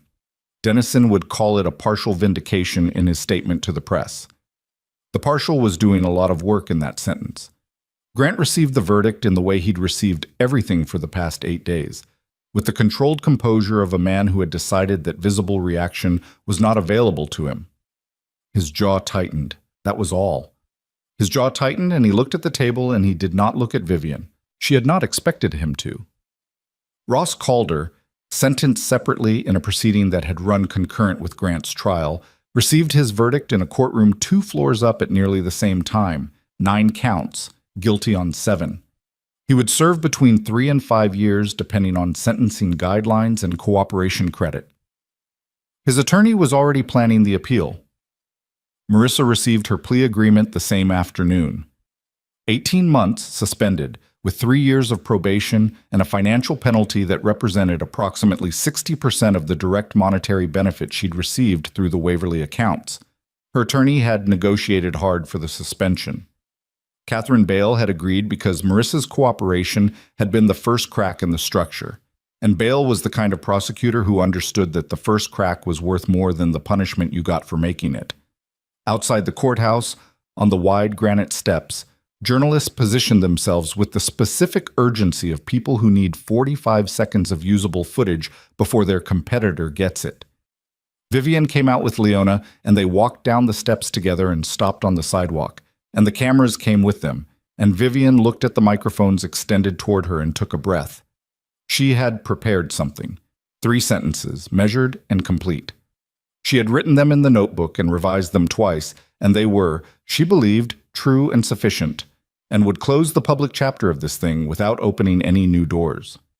She said, "The verdict today isn't about me or about my divorce or about anyone's personal history with Grant Waverly. It's about what happens to children when people entrusted with their care decide that the money meant for them is available for other purposes. I hope it answers that question clearly." A reporter called out, "Ms. Hale, what about your relationship with Adrian Vale? Do you have a response to the allegations that he orchestrated?" "I testified under oath about every aspect of that," she said. "The jury heard it. The jury decided. I don't have anything to add."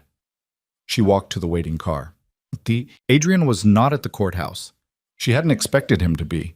He called that evening at 7, after she'd been home long enough to take off the dark blue suit and the watch and sit on her couch in old clothes with her shoes off and the notebook on the cushion beside her. Not open, just present. 24 counts, he said. Yes. A pause. How are you? She thought about it honestly, which was the only way she'd been thinking about things for months. Tired, she said, not sad, not relieved exactly, just the specific tiredness of something that took a long time being finished. That's accurate, he said. Ross Calder got 7, she said. Philip Gorst will be sentenced next month. The cooperation agreement caps him at 30 months. I know. The endowment, she said, the 3 funds, surgical, education, maternal health, the foundation's board has been restructured. The interim director is a woman named Carol Ashby who has been running pediatric nonprofit organizations for 20 years and has no prior relationship with anything connected to Grant. She paused. All 3 funds are being restored. The gap is being covered. I know, he said again. She looked at the notebook on the cushion. The anonymous trust, she said, the one that covered the 2 surgical cases during the investigation. Catherine Bale's office asked me if I knew the origin. What did you tell them? I told them I had a reasonable belief about the origin, but no documentary evidence. A pause. They accepted that. He was quiet for a moment. Adrian, she said, the amount that went into those 3 funds, the full restoration amount, it wasn't just the 9.4 from the surgical endowment, it was the full gap across all 3. Education, maternal health, surgical. She paused. That's closer to 30 million. A pause. The children's fund had gaps, he said. Gaps get filled. She closed her eyes briefly. He had said the same thing before, almost word for word, and she understood now that it was not a deflection. It was the complete statement. It was the whole of his accounting, expressed in 5 words. I need to ask you something, she said. Ask. Why her? She said. Why me? You had the information about Grant for 18 months. You could have taken it to a prosecutor directly. You could have built a case without a civilian face on it. It would have been cleaner, legally. A long pause, long enough that she thought he might not answer. Cleaner, he said. Yes, but it would have been mine. Another pause. A case built by my organization against a man who wronged a woman I never met. That's a power move. That's the Vale network expanding its influence over legitimate institutions. That's what my enemies would say, and they wouldn't be entirely wrong. His voice was very even. What happened instead was that the woman he wronged built the case herself, with tools available to her, and the truth came from inside his world, not from mine. You gave me the tools, she said. You knew how to use them, he said. That's not the same as me giving you the outcome. She sat with that. Outside her window, the city was doing its thing, the way it always did, and she had stopped finding that indifference alienating. She had arrived somewhere on the other side of it, somewhere in which the city's continuity was not a rebuke to her pain, but simply the background against which her life was happening, large or small, known or unknown. The foundation board, she said. The interim director, Carol Ashby. Her appointment came through very quickly after the verdict. She's qualified, Adrian said. She is, Vivian said. Her last 3 positions were all with organizations connected to a philanthropic network that I looked into this afternoon. A pause. That network has received funding through a series of charitable vehicles whose origins are not simple to trace. Silence. Adrian. Carol Ashby, he said, is the best person available for that position. What she does with it will be her own work. Vivian understood that this was the complete answer and that pressing further would produce only more complete answers of the same kind. She accepted it. I'm going to the coast next week, she said. My mother's house. I haven't been there since the summer before the divorce. I know, he said. And then, because she was about to ask, you mentioned it in October. You said you hadn't been there in over a year. She had mentioned it. She remembered. She'd been standing at the window in Leona's office, and she'd said something about the coast and her mother's house as an example of things she hadn't done because she'd been managing the shape of her marriage. She hadn't thought he was paying that kind of attention. She was still learning what kind of attention he paid. There's work to do on the house, she said. It's been sitting. Do you want company? He said. The question was very simple and entirely without pressure, the way his questions were, and she held it for a moment. Not yet, she said. I need to go there alone first. Okay, he said. Bats. She drove up on a Tuesday morning in early March when the light on the coast had the particular quality of a winter that was just beginning to consider leaving. Still cold, still gray at the edges, but with a thinness to the gray that suggested something behind it. She drove herself.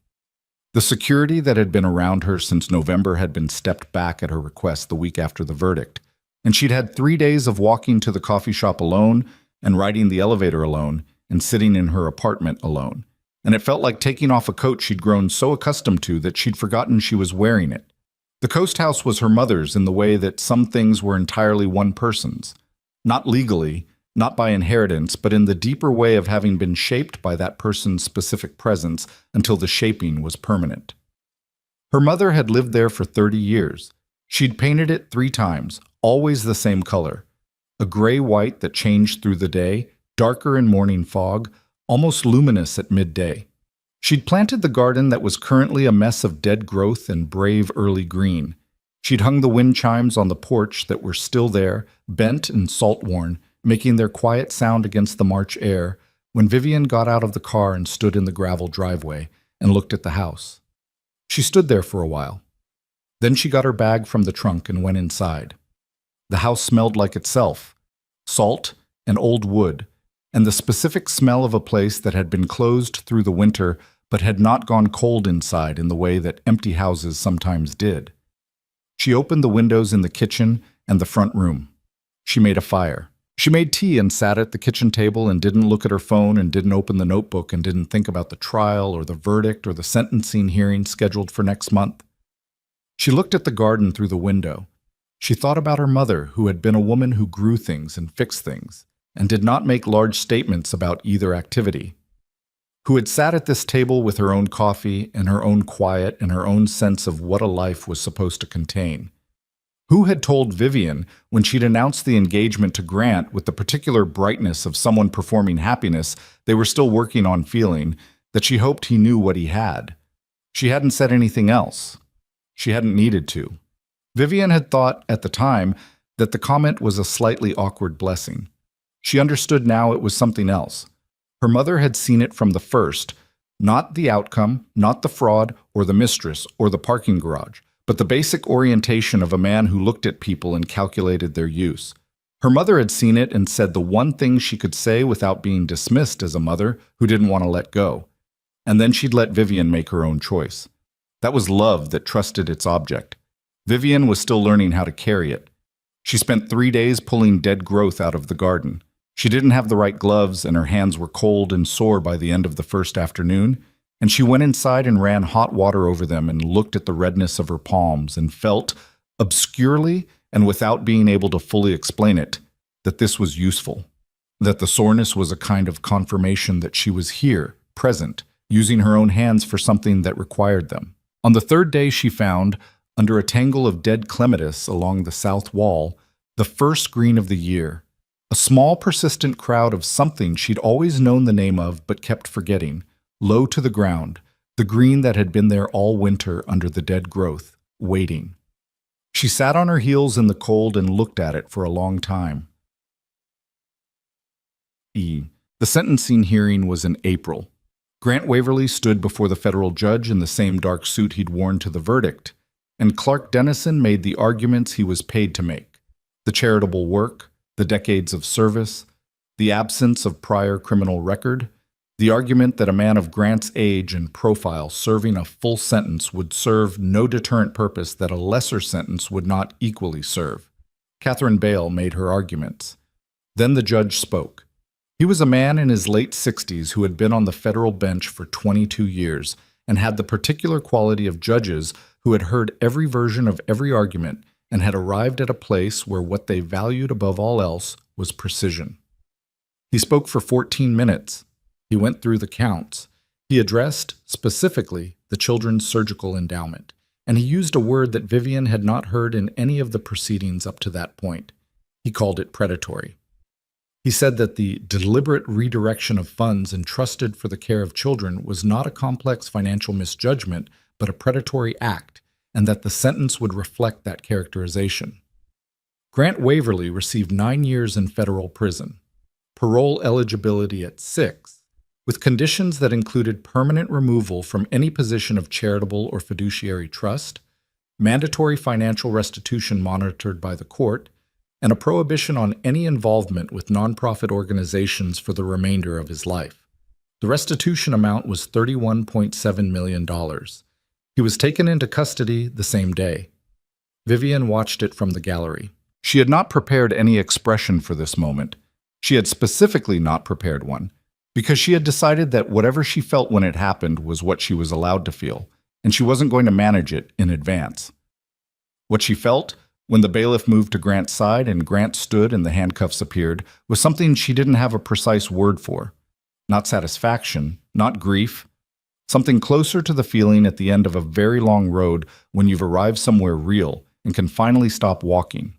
Not joy exactly, but the specific relief of no longer being in motion. She looked at Grant one last time as they took him out. He didn't look back. She hadn't expected him to. She had stopped expecting things from him a long time ago, and in the stopping she had recovered something she hadn't known was missing. The energy she'd spent for years anticipating his reactions, managing his perceptions, adjusting herself to the shape of his requirements. That energy was hers again. She was still figuring out what to do with all of it. Outside the courthouse, on the same granite steps where she'd stood in November after the divorce, she stopped. Reporters were there, not as many as before. The verdict had been the peak of the coverage. The sentencing was the footnote, and the world had already begun moving to the next thing, the way the world did. A few cameras turned her way. She didn't make a statement. She had said what she had to say. She looked at the steps, and then at the street, and then at the sky, which was April now, which was different from January, less committed to its grayness, willing to let light through in the late afternoon in a way that changed the look of the city, made it softer at the edges without making it false. Her phone buzzed. Leona. Good outcome. Go home. Rest. Her phone buzzed again. A number she recognized. Dan Forsyth. Drinks? We survived. She smiled at that. Not the careful, managed expression she'd been wearing in public for months, but an actual smile, the kind that used her eyes. She typed back. Next week. I owe you several. Then she put the phone in her bag and walked down the steps to the street. She drove back to the coast 2 weeks later, this time with Leona, who turned out to be someone who knew how to be quiet in the way that made quiet feel like company rather than absence. They ate dinner at the kitchen table the first night and opened a bottle of wine that Vivian had bought specifically for a moment of completion, though she hadn't known which moment when she'd bought it. And they talked about things that were not the trial: Leona's daughter, who was applying to colleges, the garden progress, the wind chimes. And at some point, the conversation simply stopped in the way that conversation stopped between people who were comfortable, and they sat with the sound of the water and the chimes and the March becoming April night, and it was enough. Leona went back to the city Sunday afternoon. Vivian stayed.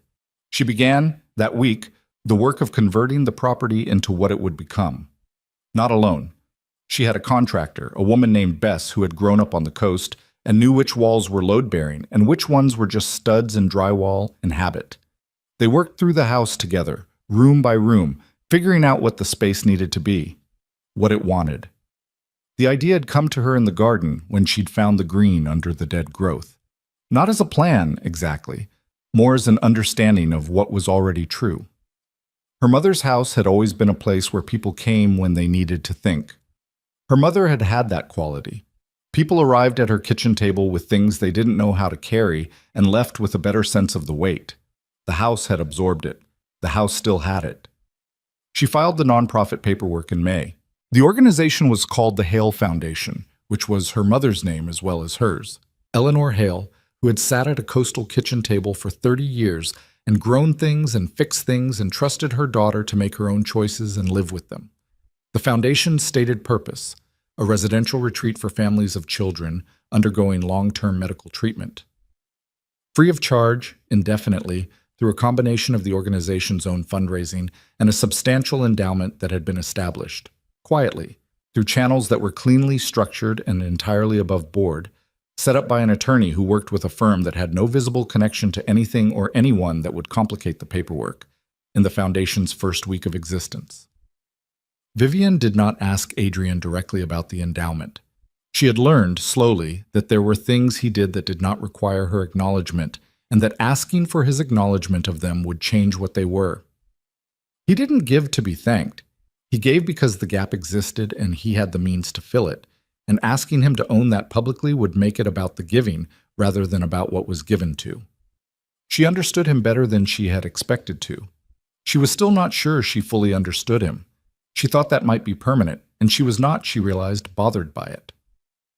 He came to the coast in June. He arrived on a Saturday morning in a car, not a helicopter, and knocked on the front door, and she opened it, and he was standing on the porch with the salt air behind him and the wind chimes doing their slow business overhead, and she looked at him for a moment. "The garden looks different," he said. "I've been working on it." "I can see that." He looked past her into the house, not intrusively, just the natural look of someone assessing a space they're being invited into. "Can I come in?" "Yes," she said. He came in. He moved through the front room slowly, looking at what had been done. The refinished floors, the new windows, the photographs of her mother on the wall that Vivian had put up last month after years of keeping them in a box. He stopped at one of them. Her mother in the garden, younger than Vivian was now, laughing at something off camera with the complete ease of someone entirely at home in their own life. "She looks like you," he said. "I look like her," Vivian said. "There's a difference." The corner of his mouth moved. "Yes," he said. "There is." She made coffee and they sat at the kitchen table and looked out at the garden in the June light. There was a lot that could have been said, and neither of them said most of it, because most of it was already understood, and what wasn't understood yet was still becoming, and pressing it into words too soon would do what premature words always did: fix it in a shape it hadn't finished taking. He told her, at some point over the coffee, that Clark Dennison had filed the first of what would be several appeals on Grant's behalf. She told him she knew. He said the appeals had a low probability of success given the strength of the documentary evidence. She said Leona had told her the same. He said nothing else about it, and she appreciated that he understood the trial was finished and the verdict was real, and the appeals were Dennison's procedure, not her life. She told him about the first family that was going to use the retreat in August. Parents of a 7-year-old boy named Marcus, who was 3 months into a treatment protocol at a hospital an hour north, and who had been living out of a motel with a weekly rate that was consuming everything they had. She told him about the room she'd set up for the boy. Low shelves, window seat, the specific height of things arranged for a child who would be there during treatment, who might be tired, who might need the window more than the floor. Adrian listened. He listened the way he listened to everything, completely, without interjection, with the quality of attention that was rare enough that you noticed it when it was given to you. When she finished, he was quiet for a moment. "Your mother would have approved," he said. Vivian looked at the photograph on the wall. Her mother laughing in the garden, entirely at home. "Yes," she said. "She would have." They sat with the coffee and the sound of the water and the chimes, and the morning moved forward around them the way mornings did. Neither fast nor slow, neither caring nor indifferent, just the actual passage of time in the actual world, which was all any morning ever was, and which, Vivian had found, was enough. The letter came in September. It was postmarked from the federal correctional facility where Grant was serving his sentence, a minimum security installation in upstate New York, which Dennison had negotiated through the sentencing process as appropriate, given Grant's age and nonviolent history. It arrived in a standard envelope, Grant's handwriting on the outside, her name and the coastal address, forwarded from the city apartment she'd kept but visited less and less. She held it for a long time before she did anything with it. She had not heard from him since the courthouse. She had not expected to. She had not expected the letter either, and the surprise of it was not emotional so much as it was structural. She had believed, somewhere in herself, that the ending of something this large would have a clean edge, a clear line, where the before stopped and the after began. Instead, there was this, an envelope in September light, his handwriting, the weight of whatever he'd decided she needed to hear. She thought about what was probably inside it. The word closure appeared in her mind, and she noted it the way she noted things that weren't useful. She thought about apology, which could be real or could be the performance of apology, and she had no interest in spending the energy required to determine which this one was. She thought about what it would cost her to read it. Not much, probably, and what it would give her. Nothing she didn't already have.